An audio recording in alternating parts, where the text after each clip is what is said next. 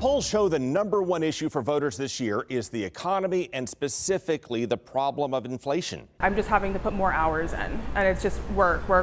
It's been a struggle overall. Everything is just rising. And prices shot up during the first half of the Biden-Harris administration. So one of the leading arguments from the Trump campaign was to blame it all on President Biden, and then after he ended his reelection campaign, blame it on Vice President Harris. When Kamala Harris became president, or vice president, I should say, she caused policies that led to a rapid increase in inflation. But actually, the rise of the rate of inflation and now the decline in the rate of inflation involve much more than either side is saying in the campaign soundbites. America now has the strongest growth, the lowest inflation rate of any major economy in the world. For context, we have to go back to the pandemic because inflation mostly comes down to the levels of supply and demand.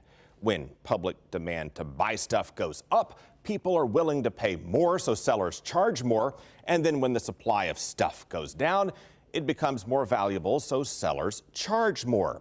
And COVID increased demand and reduced supply in ways that are still affecting us today.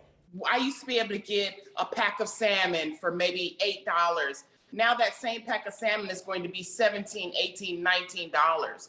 First, we had lockdowns and people mostly staying at home, saving up their money. And the longer they stayed at home, the more they decided to buy stuff to use around the house. And that drove up demand, while factories that made those products shut down, reducing supply.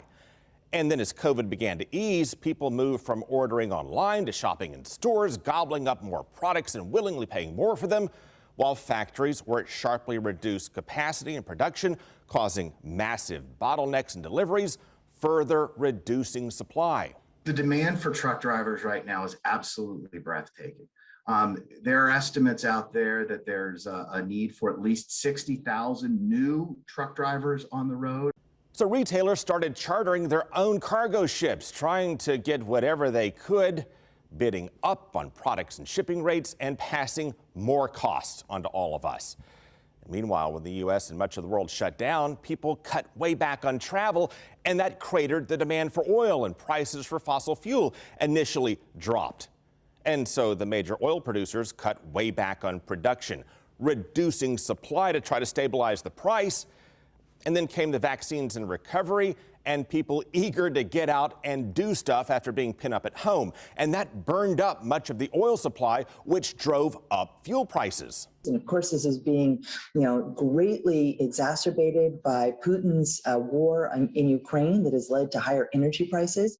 And oil prices shot up more in the run-up to Russia's invasion on the fear that it could disrupt the global oil market. And then it shot up more after the invasion when it did disrupt the market. And those rising gas prices got rolled into the cost of transporting other products, which drove up prices across the board even more. And at the same time, the pandemic delayed home construction, which further reduced the supply of new homes and condos and apartments, fueling the rising cost of rent. I mean, people can't afford houses, so they're moving more to rents. That's putting more pressure on multifamily dwellings, and that's pushing the increase of rental costs up, and that's contributing to inflation.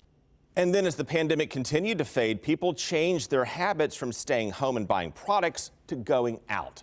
And that sharply increased demand for services, which drove up the prices for travel and entertainment. Just one thing after another. Inflation is very hard to stop once it gets going because you get a little consumer price index increase, then wages have to rise to match that, wholesale prices have to rise, and it becomes a system that feeds on itself. Now, the Federal Reserve has a tool to control inflation. It's raising interest rates because that makes it harder and more expensive to borrow, especially for major purchases, which in theory reduces demand to buy stuff, which reduces inflation.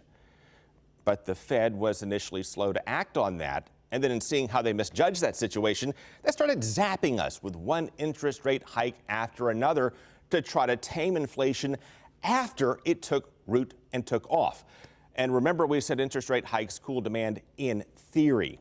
In this unusual situation, a lot of people had saved up a lot of money during the pandemic to the point of not needing to borrow initially in order to keep spending, and that diluted the effects of raising interest rates on reducing consumer demand.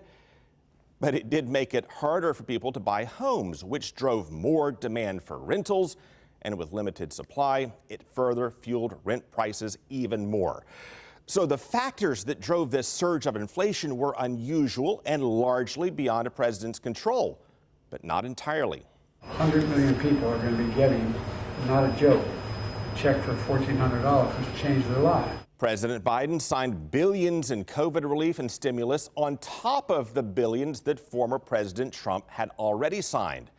And that gave people more money to spend, which may have fueled demand to buy things, and with it may have contributed to inflation, as Republicans claim. One of the worst pieces of legislation I've seen pass here in the time I've been in the Senate. But economists have different takes on this. For example, a Federal Reserve Bank of St. Louis study from 2016 found that increasing government spending has little to no effect on inflation and could actually decrease it. And more recently, International Monetary Fund economists projected that the pandemic-era spending increased inflation, but by just a half point. And in 2022, a Federal Reserve Bank of San Francisco study tied the increase in spending to around a 3% increase in inflation. And inflation overall went up much more than that. The Consumer Price Index shows inflation peaked at 9.1% in the summer of 2022 and has since dropped to less than 3%, closing in on what's considered normal range. So we're talking over 3 years, the first time that inflation, CPI, has gone below 3%. So for me, that's a big deal. Again, it's all far more complicated than what the sound bites and posts online may suggest, as the candidates argue over money, power, and politics.